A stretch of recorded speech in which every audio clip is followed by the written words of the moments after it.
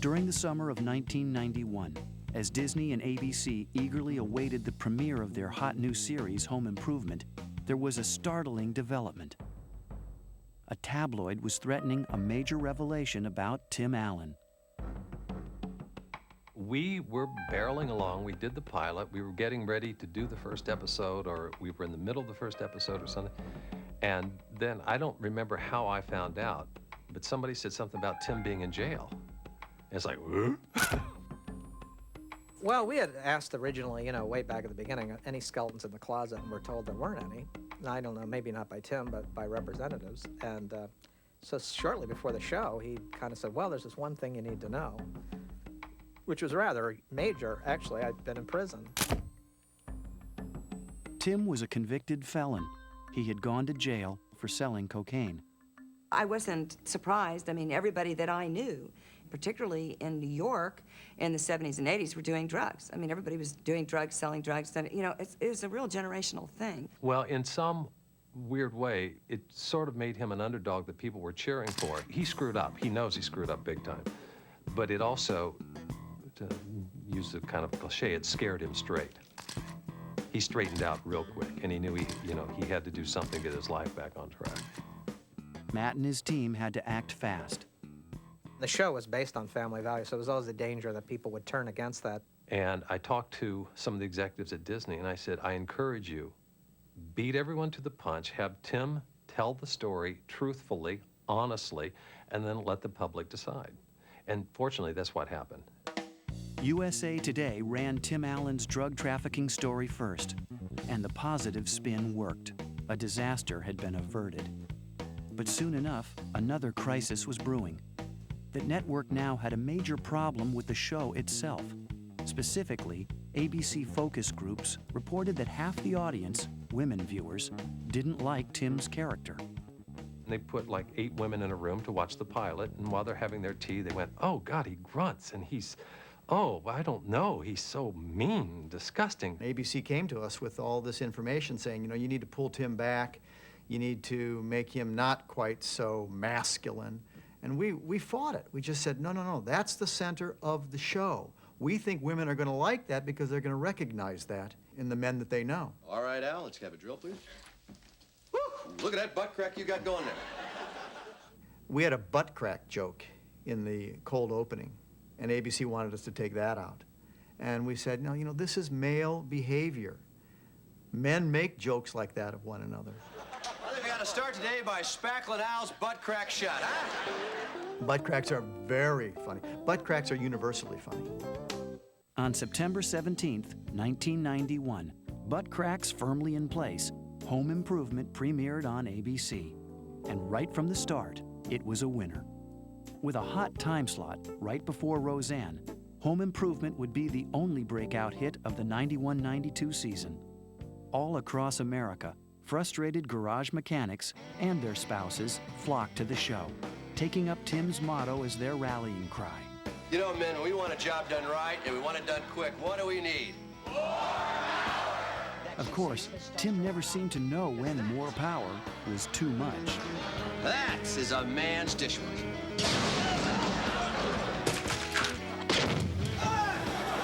Tim's shtick, his masculine humor, caught on swiftly, especially his trademark grunt. Oh, no. That was all Tim, Tim's ho. Again, when we heard this, I think we all thought, wow, guys are going to be grunting when they see the show. And they did. I mean, people would meet me. Full time, huh? I remember they used to say, just pull it from the stomach. Just pull it from the stomach and give a little raspiness to it. And the funniest part is to hear Pat try to do this, because she was totally inept. Just rinse the dish. The final trademark was visual, the groundbreaking graphic transitions.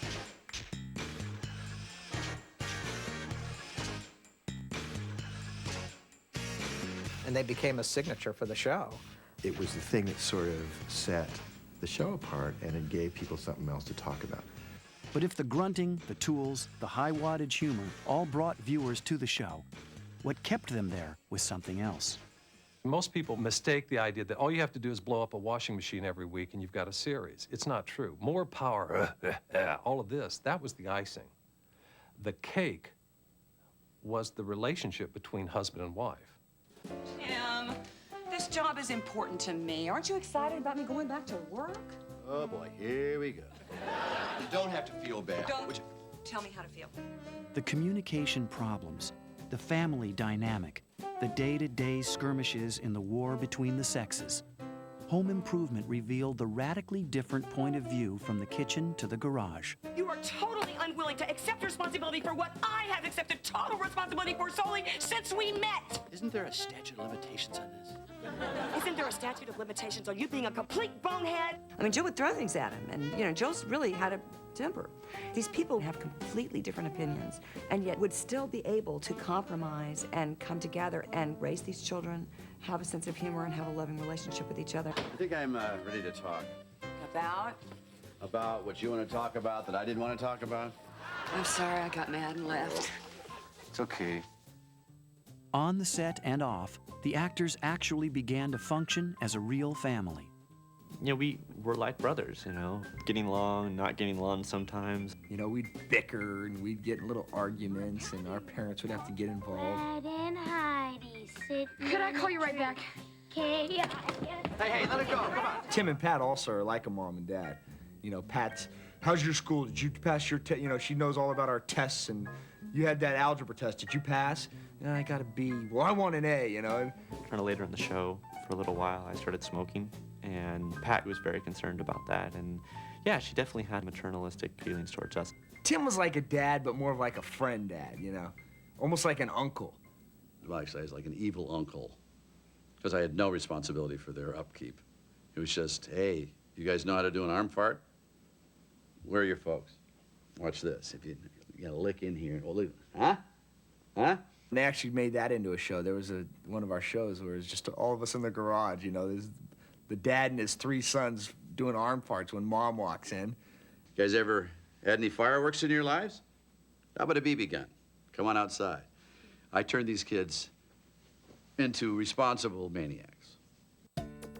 For all its success, Home Improvement was getting some lukewarm reviews from critics. Well, some people liked the show. Others, saw it as this big, stupid show where a guy grunted. And, family shows are not normally known for, critical raves. I don't know if it was too lowbrow or too Midwestern or because it dealt with tools and it couldn't be smart. A reviewer in one of the New York papers wrote that the show was not going to be a success, that it didn't have any chance, and the line was, because how many toasters can Tim Allen blow up? A whipping post of the critics, a favorite of the public, Home Improvement would soon face its biggest challenge of all, when real life made its way into the show.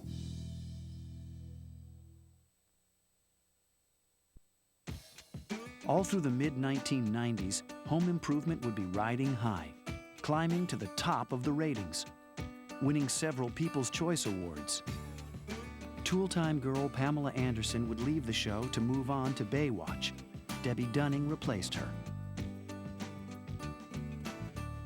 Jonathan Taylor Thomas became the series' heartthrob. And the show just rolled on. In fact, it beat Seinfeld so consistently, NBC had to move that show to another night just to give it a chance. With Tim Taylor and his family, America had found a home and moved right in. In fact, the furniture seemed a lot like their own. My initial letters were all things about, it's like you're looking in our windows. It's, how do you know? This is just like my marriage. This is just like my husband. The fights that you have, the things that are going on, it's so real. I forgot if it was from Cosmo or Glamour. It was one of the high-fashion female magazines. The editor wrote us a fan letter, and she said, I watch your show every week. I really enjoy it. And we were shocked. And she said, because every week I get to see how men think. And fans got even more appreciative as Jill's character began to grow. Of all the things that they had Jill do, I think the thing that seems to have had the most impact was me going back to school. Hello. How's school? Oh, it was great. I got my first A. I have had women come up to me in airports more than once and tell me that they went back to school because Jill did. I was very honored by that. I mean, I thought that was really terrific. More and more after the first few seasons, Home Improvement began to tackle harder stories, the real stories of parenting. Pat and Tim both were saying, you know, we need to deal with issues that parents are dealing with as deeply as we can go into them with a half-hour sitcom. I was the athletic guy, but I remember I had the episode I got busted with marijuana, and those kind of situations happen in families, and Home Improvement was a good show for families to watch and relate, and maybe get a piece of advice. And we got lots of letters from parents saying, thank you, you're helping me to deal with the serious problem that I have in my family with my kid. Another memorable show that left families talking was one in which Randy Taylor has a scare that he has thyroid cancer. The cancer show came about as a result of something that happened with my son when we had a big thyroid cancer scare with him. So you guys are treating me like this all because I might have to take a pill? I don't buy it. Honey, we didn't want to worry you until the test results came back, but there's also a small chance, A very small chance. that you might have a lump on your thyroid that eventually would have to be removed. So I need an operation? A very small. Would I have a scar? A very small. And oftentimes humor is the only thing that saves you from becoming absolutely morose as a parent. The serious subjects weren't always about the kids. They also ventured into adult territory. I thought the vasectomy show was one of our funniest shows, but also really educated men about why they should have one. Now, look, if I do this, I have to check into the hospital, go under general anesthetic, and have surgery. But a man has a vasectomy just right there in the doctor's office. It's much less invasive. Let me tell you something. Anytime you're dealing with the downtown area, it's pretty darn invasive. I called it Manland. It was, I said, because it was a female doctor. And I said, I can't have a female doctor looking in Manland. How am I supposed to talk to a woman about what's going on in Manland? Manland? Now you got a theme park between your legs? Tim Allen was flying high. He had a #1 show, a #1 book, and soon enough, #1 films as well. Disney's The Santa Claus and Toy Story as the voice of Buzz Lightyear. Tim Allen, ex-convict turned comedian turned actor, was now the nation's biggest box office hit. When Home Improvement went into syndication in 1995, it drew in over $300 million, making it the second biggest TV moneymaker of all time. Tim had become a superstar. But he wasn't the only cast member enjoying success. Jonathan Taylor Thomas had an active movie career as the voice of Simba in Disney's The Lion King, and later in Tom and Huck and Wild America. Patricia Richardson co-starred in Yuli's Gold, Zachary in First Kid and Magic Island, and Taryn in Little Bigfoot 2: The Journey Home. Still, despite the success, Rick Karn kept his day job, at least at first, as a real tool guy, a building apartment manager. It came to a point, though, when people would call me up and go, our sink's leaking, can you come down? And I go, okay, I'll come down. And I'd come in and there'd be like 30 of their friends. You see, I told you Al is our manager. The sink's not really broken. We just wanted to look at you. But all that success couldn't last forever. Things were bound to change, and soon enough, they would.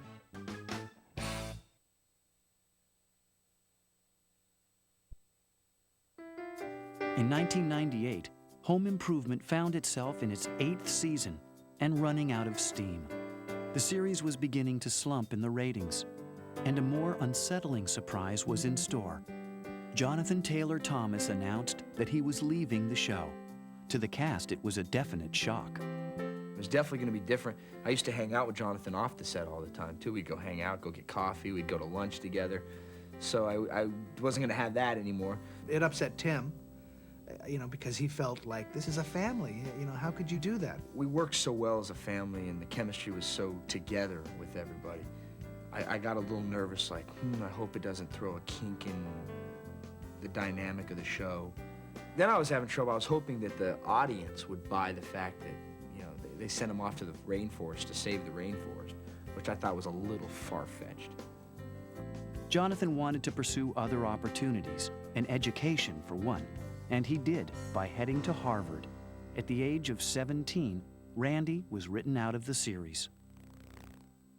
To make matters worse, the show's ratings were now slumping big time. Frasier was pulling in over 15 million viewers, while Home Improvement drew only 10 million. In their heart of hearts, even the stars were getting a little bored with the show. Jonathan Taylor Thomas left, wasn't even doing the 8th year. If we had done the 9th year, Zach was supposed to be graduating and leaving. You know, we would have had to find some excuse to keep him. What are we gonna write about? We've done everything. We'd run out of stories and freshness and wanting to be there. Tim and Pat both wanted to end the series. Desperate, the network executives waved money at them, lots of money. $50 million for Tim and $25 million for Patricia to do one final season. I couldn't have gone on because it would have been about for the wrong reasons. Everybody's just staying for the paycheck. I mean, everybody just wants to be there for another year because there's so much money involved by now that everybody just wants to do it for the money. And that's not a reason to do work. Agents live for those kind of moments when you have a hit series and the contract expires with your star. You feel the salivation, there's blood in the water. Yeah, I would have liked to have had the $25 million, you know, but I already made a lot of money from Home Improvement. I made enough to live well the rest of my life without working. I knew I'd want to work anyway. You know, do I need a Learjet? No, I really don't. The home that Tim built would soon be vacant. The final show aired on May 25th, 1999. The last day I was kind of numb. I kind of forced myself to go through, you know, suppress the emotions just to be able to get through it and that type of thing. I know everyone kind of did that, just, you know, it just wouldn't have gotten anything done if everyone's crying during the taping. I was the only one that cried, did you know that? You know, it's just been such a big part of my life, and I mean, I was just used to every Monday through Friday, every morning getting up at 8 o'clock, going into work, coming home at 5 o'clock, going to soccer practice, coming home, and I was in such a pattern of my life that all of a sudden it was just going to change, you know? I think I was blocking, probably, a lot of that emotion. I had already come to terms with that this was it. This was the end. We weren't sure we were going to get through the last taping, that last episode, because even at the beginning when Tim came out and started talking to the audience, he started tearing up. All the emotion came out at one moment. I just burst into tears the last show. I have never in my life had such a flood of emotion. I came out and said, hey, this is gonna be all right, you know? We're just gonna do it like every other show. I stood out there for 2 seconds, I went, Because we really loved each other. I mean, everybody, the cast, the crew, everything. So, you know, it was just sad to say goodbye to everybody.